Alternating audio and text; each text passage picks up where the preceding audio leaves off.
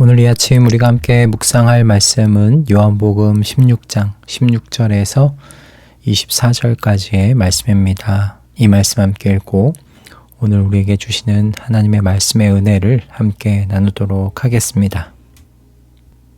조금 있으면 너희는 나를 보지 못할 것이다. 그러나 또 조금 있으면 나를 볼 것이다. 그의 제자 가운데서 몇몇이 서로 말하였다. 그가 우리에게 조금 있으면 나를 보지 못하게 되고 또 조금 있으면 나를 볼 것이다 하신 말씀이나 내가 아버지께로 가기 때문에 라고 하신 말씀은 무슨 뜻일까? 그들은 말하기를 도대체 조금 있으면 이라는 말씀이 무슨 뜻일까? 우리는 그가 무엇을 말씀하시는지 모르겠다 하였다. 예수께서는 제자들이 자기에게 물어보고 싶어하는 마음을 아시고 그들에게 말씀하셨다. 내가 조금 있으면 너희가 나를 보지 못하게 되고 또 조금 있으면 나를 볼 것이다 한 말을 가지고 서로 논의하고 있느냐. 내가 진정으로 너희에게 말한다. 너희는 울며 애통하겠으나 세상은 기뻐할 것이다. 그러나 너희가 근심에 쌓여도 그 근심이 기쁨으로 변할 것이다. 여자가 해산할 때에는 근심에 잠긴다. 진통할 때가 왔기 때문이다. 그러나 아이를 낳으면 사람이 세상에 태어났다는 기쁨 때문에 그 고통을 더 이상 기억하지 않는다.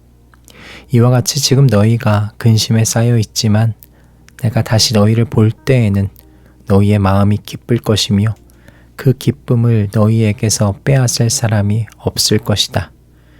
그날에는 너희가 나에게 아무것도 묻지 않을 것이다. 내가 진정으로 너희에게 말한다. 너희가 아버지께 구하는 것은 무엇이나 아버지께서 내 이름으로 주실 것이다. 지금까지는 너희가 아무것도 내 이름으로 구하지 않았다. 구하여라. 그러면 받을 것이다. 그래서 너희의 기쁨이 넘치게 될 것이다. 아멘. 오늘 본문을 보시면 예수님께서 자신의 부재에 대한 이야기를 듣고 염려하는 제자들에게 반복적으로 하시는 말씀이 있습니다. 바로 기쁨이라는 말씀인데요. 근심이 기쁨으로 변할 것이다. 너희의 마음이 기쁠 것이고 그 기쁨을 너희에게서 빼앗아 갈 사람이 없을 것이다. 너희의 기쁨이 넘치게 될 것이다. 예수님께서는 근심과 걱정 그리고 두려움 속에 앉아있는 제자들에게 그들이 기쁨 가운데 있게 될 것이라고 이렇게 말씀하십니다.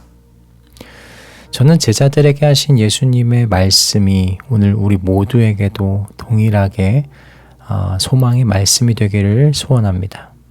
왜냐하면 우리도 각자 나름대로의 근심거리, 걱정거리 또는 아무것도 보이지 않는 캄캄한 미래로 인한 두려움의 길을 걷는 것 같을 때가 있기 때문에 그렇습니다.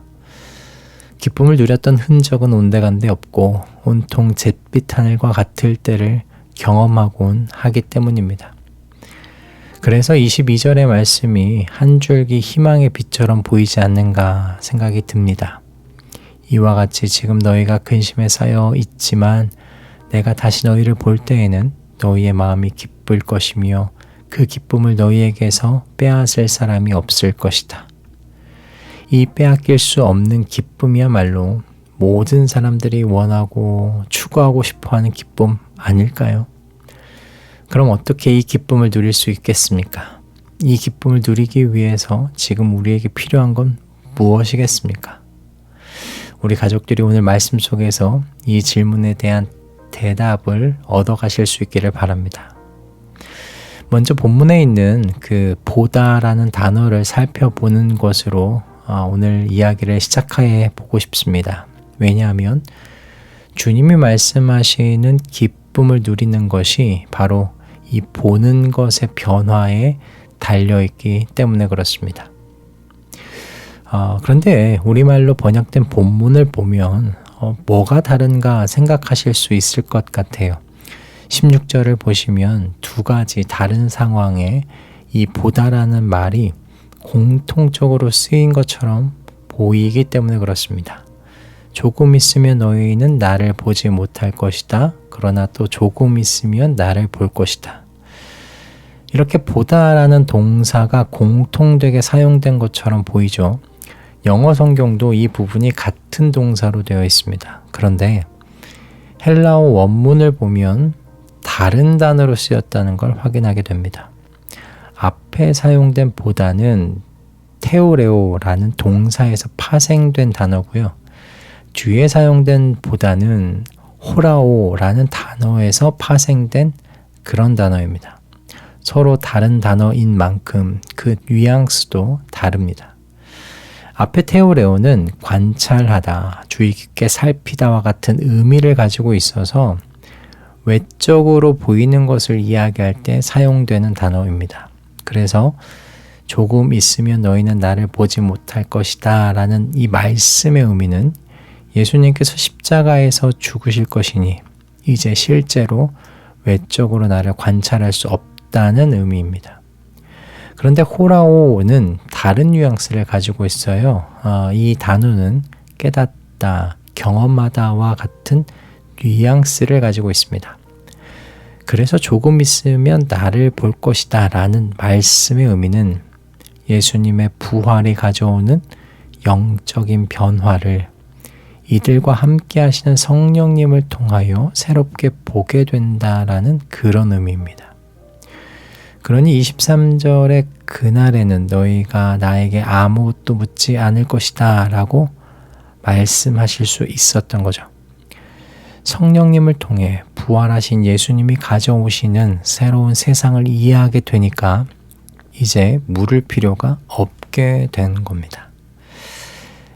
그럼 대체 예수님의 부활과 성령님의 사역으로 인하여 제자들과 이후의 모든 성도들이 보게 되는 것이 무엇일까요? 이 질문은 여러분에게도 동일하게 적용되는 질문입니다. 여러분은 예수님의 죽음과 부활의 소식을 통해서 무엇을 보게 되셨습니까? 성령님께서 여러분의 눈을 열어서 무엇을 알게 하셨습니까? 저는 이렇게 답할 수 있겠다라고 생각이 들었어요. 예수 그리스도 안에서 하나님의 모든 약속이 아멘이 되었다는 것을 보게 되었다라고 말입니다. 성도는 성령님을 통해서 예수님의 부활의 의미를 깨닫게 된 사람들입니다. 그래서 예수님께서 이끌고 오신 새로운 세상에 대하여 알게 된 사람들이죠. 진실로 예수님께서 가르치신 하나님 아버지와 그의 나라에 관한 모든 약속이 진실임을 알게 된 사람들입니다. 이렇게 성도는 성령에 의하여 세상 가운데 감춰져 있던 바로 이 더 큰 이야기를 알게 되었습니다. 그래서 자신의 인생의 이야기를 이제 그리스도의 죽음과 부활의 이 더 큰 이야기가 가지고 온 진리 속에서 바라볼 수 있게 된 사람들이죠. 우리의 고난과 고통과 슬픔과 좌절이 이 진리 안에서 기쁨으로 변화되는 겁니다. 성도의 삶 속에 고난과 고통과 슬픔과 좌절이 없어서 기쁨을 누리는 것이 아니고요. 이 모든 것들이 그리스도의 죽음과 부활의 이야기가 가지고 온 이 참된 진실과 진리 안에서 기쁨으로 변화되는 겁니다. 자, 그렇다면 처음에 드렸던 질문, 아무도 빼앗아갈 수 없는 기쁨을 어떻게 누릴 건가? 라는 이 질문에 대한 답을 우리가 명확하게 내릴 수 있게 된 것 같습니다. 여러분, 방법은 이겁니다. 여러분의 그 작은 삶의 이야기들을 주님의 이 거대한 이야기 안으로 편입시키시라는 겁니다. 그래서 여러분의 삶의 자리에서 일어나는 모든 이야기들이 예수 그리스도의 죽음과 부활의 이야기가 가지고 온 바로 이 진리 아래에서 다시 해석되도록 이끌어가는 것이죠. 예를 들면 이렇게 설명할 수 있겠다 싶습니다. 제가 어느 저녁에 주님의 부활에 대하여 생각하며 걷고 있었습니다. 주님의 부활에 관한 이야기가 제게 가져다 준 진리는 주님이 확실히 살아 계시다는 것이었습니다. 그날 저녁 이 진리가 제게 너무나 선명하게 다가왔어요. 이 진리를 처음 알게 된 것도 아닌데 이날 저녁엔 정말 유난히 선명히 제 마음 가운데 와 닿았습니다. 그런데 놀라웠던 건 주님께서 살아계시다는 이 진리 하나로 제 안에 설명하기 힘든 용기가 충만해지더라는 겁니다. 나를 사랑하사 나를 위하여 자기 몸을 십자가의 고난과 죽음 가운데 내어주신 분께서 살아계실 뿐만 아니라 지금 내 곁에 계신다는 이 확신이 커지니까 그렇게 커 보였던 세상이 너무나 작게 느껴지는 겁니다. 그날 저녁 이 벅찬 감동과 감사 속에서 찬양하면서 길을 걸어갔던 기억이 있습니다. 여러분, 주님께서는 성령 하나님을 저와 여러분에게 보내셨고 예수 그리스도의 죽음과 부활의 이야기가 가지고 온 진리 안에서 저와 여러분의 우여곡절 가득한 삶을 이겨낼 능력을 주신 줄 믿습니다. 그래서 아무도 빼앗아 갈 수 없는 기쁨을 누릴 능력을 주셨죠. 그런데 이렇게 우리에게 주신 이 기쁨을 혹시 그리스도의 더 큰 이야기가 가지고 온 진리를 잊고 살아서 놓치고 살고 계신 것은 아닙니까? 여러분, 그리스도의 죽음과 부활의 이야기가 가지고 온 진리 속으로 성령께서 인도해 들어가실 때 순종하실 수 있기를 바랍니다.